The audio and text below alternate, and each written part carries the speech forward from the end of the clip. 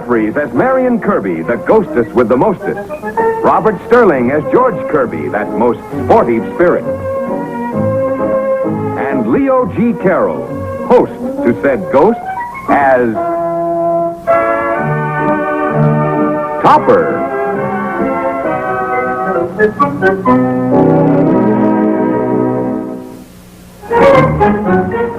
Behold Cosmo Topper, conservative banker, good citizen, loving husband. Now, don't jump to conclusions. Topper is indeed talking to somebody, even if he's not visible at the moment. That's George Kirby. He's been dead for quite some time. And that's George's lovely wife, Marion, both swamped by an avalanche in the flower of their youth. Neil, their St. Bernard, met the same fate. There he is now. This ghostly trio has returned to bring a little happiness into the life of their sedate companion. And there are only 3 people in the whole world who can see those ghosts. You and I and Cosmo Topper. Hurry up, Topper, will you? Neil's tongue is hanging out. To think that I should become wine steward to a lush hound. What's that, Jack? Oh, I was just praying for rain. My roses have got curly leaves.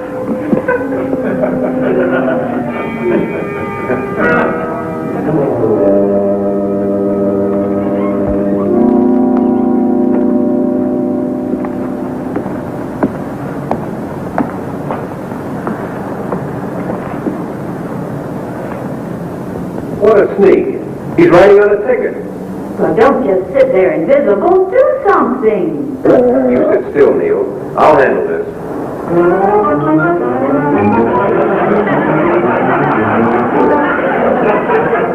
Grab his motorbike, George. I'll start the car.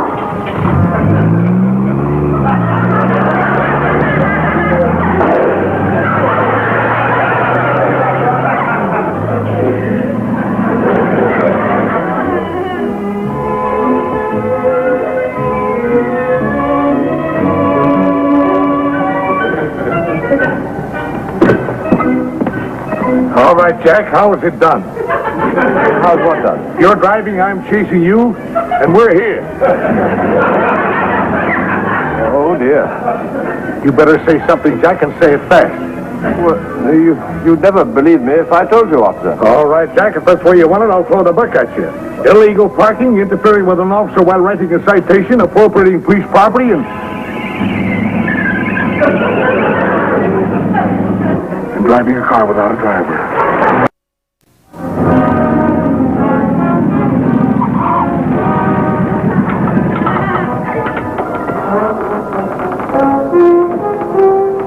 Now what?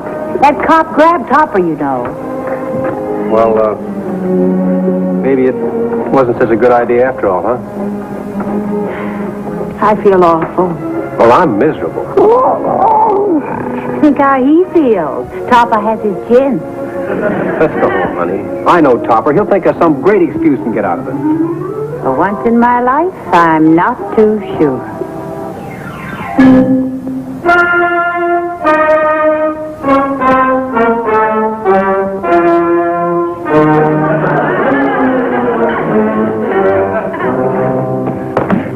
You'll regret this, my man. I'm as sober as you are, and you know it. You've no right to detain me in this bedlam. And what's more, I refuse to let you examine me. Now, cool off, Jack. Well, my name's not Jack. Why does everybody persist in calling me Jack? Now, don't get too excited, my friend. Nobody's going to hurt you. I've seen thousands of them come and go. I tell you, I don't belong here.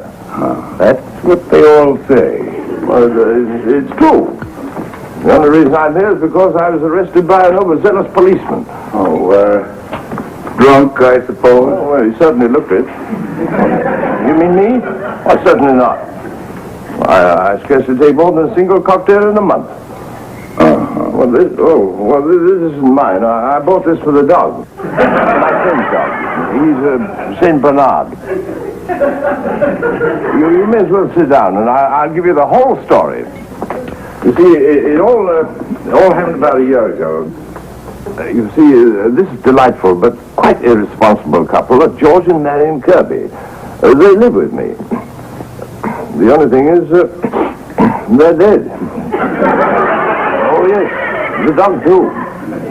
It all happened about a year ago. George and Marion Kirby were very much alive then, and by way of celebrating their 5th wedding anniversary, they pushed off on a skiing trip, since they both loved the sport.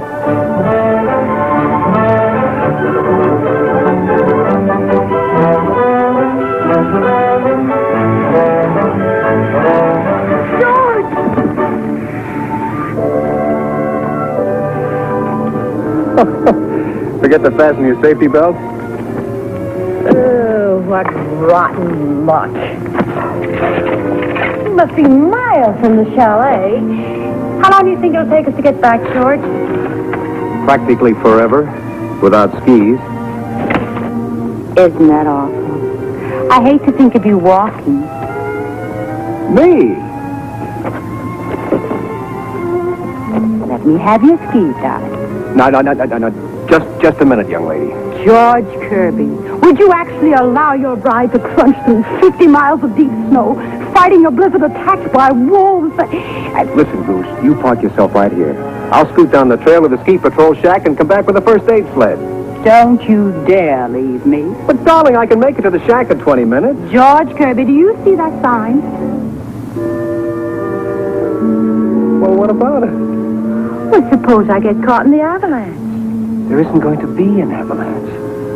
Well, then, you stay here and let me ski back to the shack. Darling, we're just wasting time.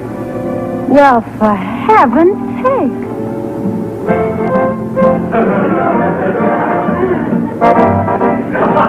Dog is drunk. He's stiff as a ghost. Well, that's the first time I've seen a St. Bernard who couldn't carry his liquor. He's so starting with the stuff, George. No, but you'll have an awful hangover in the morning. You probably need a little of the hair of the dog. Give him an aspirin. Give him an aspirin? He's supposed to be saving us. Dog, you ought to be ashamed of yourself. Don't shout at him. You'll give him a headache. I'll give him a headache, all right. What do you mean coming on a job loaded to the gills? I've got a good mind to report you to the... What's what? That's all right. George, it's the avalanche.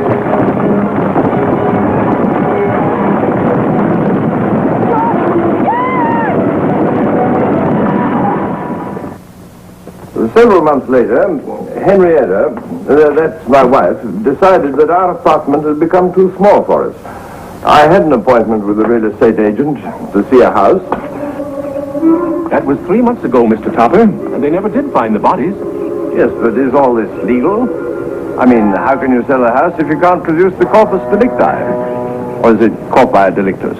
After all, if all you told me about the Kirbys is true, they were quite an irresponsible couple. They sure were, Mr. Topper. Exactly, and it's just possible they may be off on some merry jaunt somewhere and not dead at all. I don't care if they're dead or alive.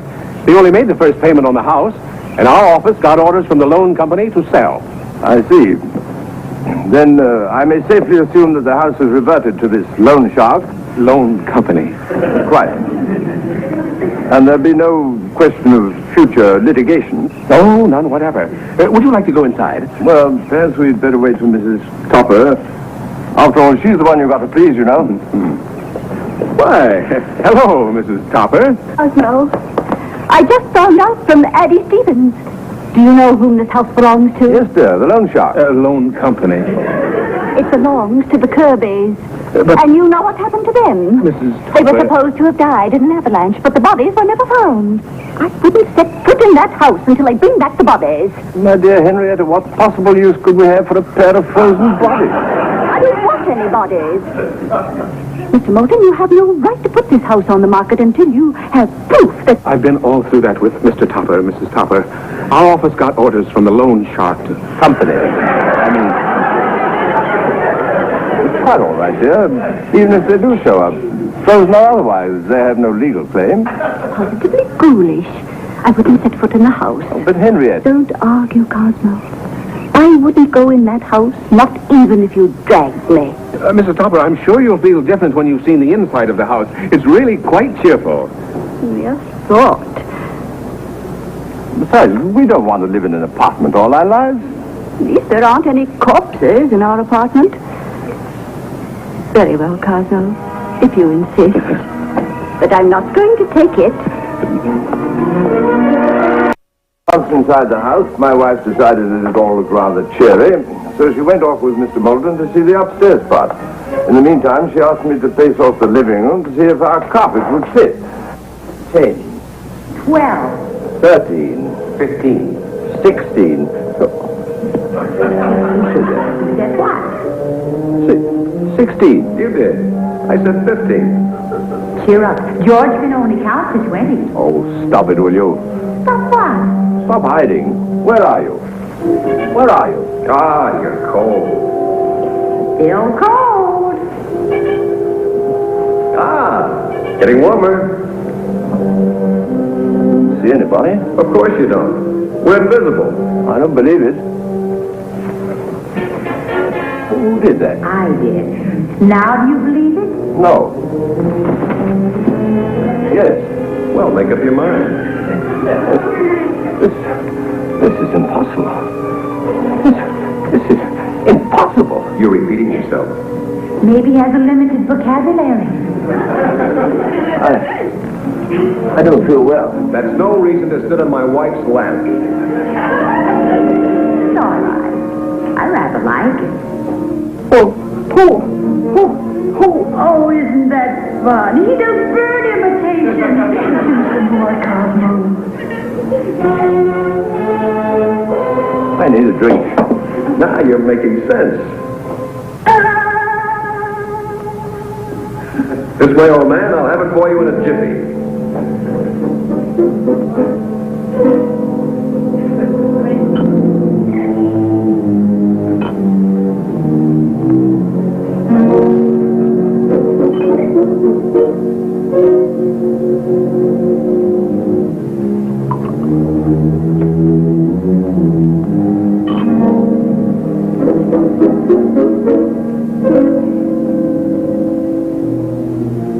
Here's your drink. Careful, careful. That's good stuff. Yes, but I can't see you. Shall we materialize? I suppose we might as well. Hey, stop! Stop! You said you wanted to see me. Yes, but not without your clothes. Don't let that worry you.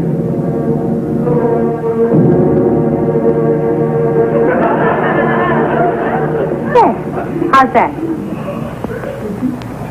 Good. Very nice. Well, here I come, ready or not. Well, now, I'm ready for a drink. Materializing always does wear me out. Would you mind telling me just who you are? Oh, haven't we introduced ourselves? Oh, what a shame. I'm Marion Kirby, and that oaf at the bar is my husband, George. Oh, how do you do? How do you do? The Kirbys? But you can't be the Kirbys. We can, too. The Kirbys are dead. You said it. Dead as doornails. Oh, would you mind, old man? Thank you. Darling? Cheers. Cheers. No, you must forgive me for being a bit nervous, but I have never met any ghosts before. Don't mention it. We haven't met any alive people in quite some time either. Not since the accident. Do you mind telling me exactly what happened? Not at all. A couple of months ago. A couple of months ago, it was our 5th anniversary. Congratulations. Not much on it. We went skiing and ran smack into an avalanche. Neil, too. Neil? Who's Neil? That's Neil.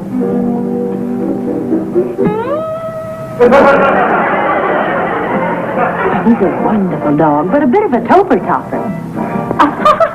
There, George, that's pretty good. Topper-topper. Really? Calm, Mr. Topper. It's not as funny as all that.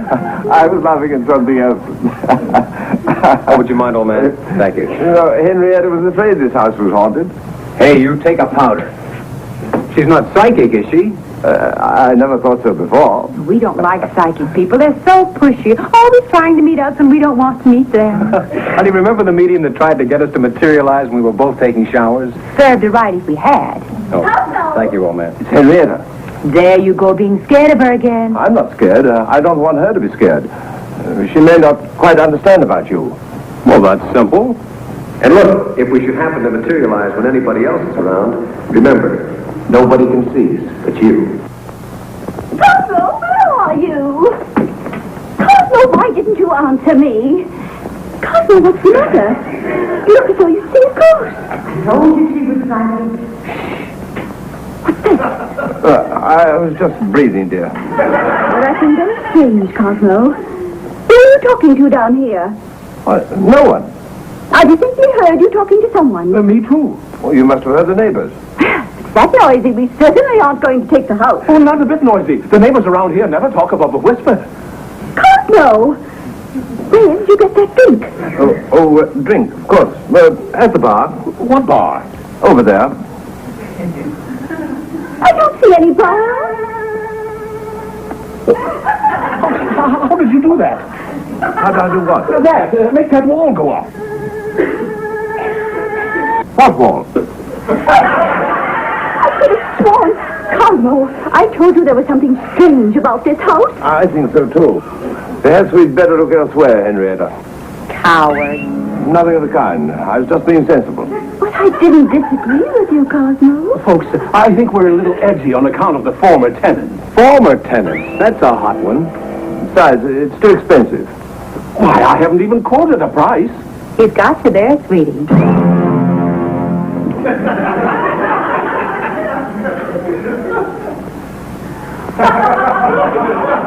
Is this the only one you've had, Cosmo? Mr. Moulton was most insistent that Henrietta explore the house further. So in spite of her feelings about the previous tenant, they went off to look at the kitchen.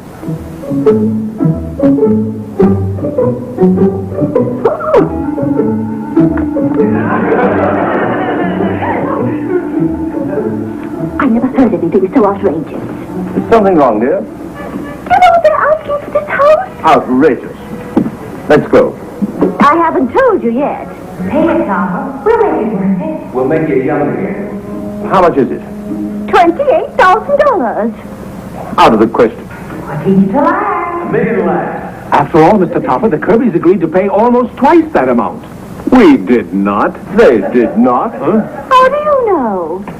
We paid 27. They paid 27. Cosmo, how do you know? Well, as a matter of fact, I looked up the deed in the county clerk's office. Stout fellow. When did you do that? None of your business. That's Duggan. Well, I might have been mistaken, but... Cosmo, I never thought you could be so smart. You must have looked it up before you came here. I ought to report you to the Board of Fair Trade. See what happens, Topper? You've only been with us 10 minutes and already your wife's beginning to respect you. Think what would happen in 20 minutes. Well, if what you say is true, I could cut the price a trifle. I'll give you 20,000. 20,000? What's more, that's for the furniture. Cosmo, I'm not sure. I'm sure. Not a cent more. But, Mr. Topper, a house in this condition. It's in terrible condition. It's in terrible condition. What? Tell him the glass is starting to scale. George, get in. Plaster starting to scale. Where? Over there, on the mantel. Over there, on the mantel.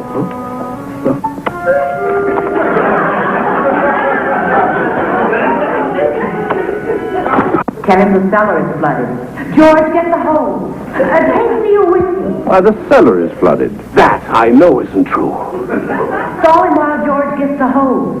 Cosmo, how do you know it's flooded? Just wait.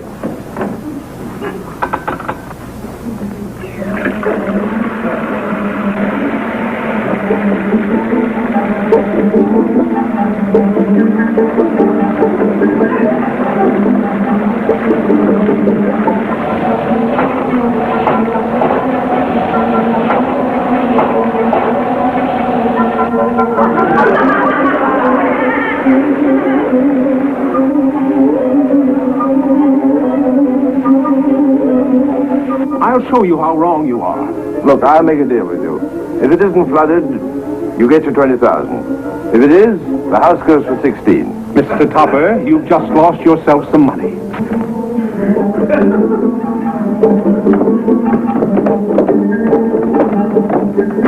I bet you it's as dry as Kansas.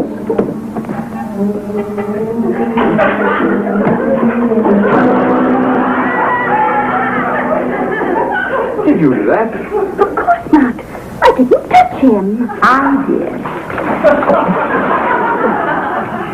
Sold for $16,000.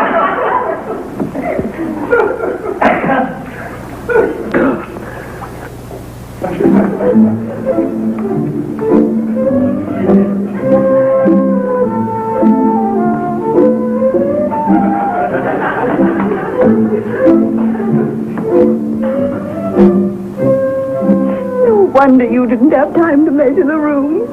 Oh, Cosmo, you're wonderful. Oh, it was nothing really. Let's go home and start packing right away. What is it, dear? Something else wrong? No, everything's fine. Goodbye, darling. Till you move in, old man. Henrietta, I'm beginning to feel young. Why, Cosmo, you are beginning to feel young. Well, there it is.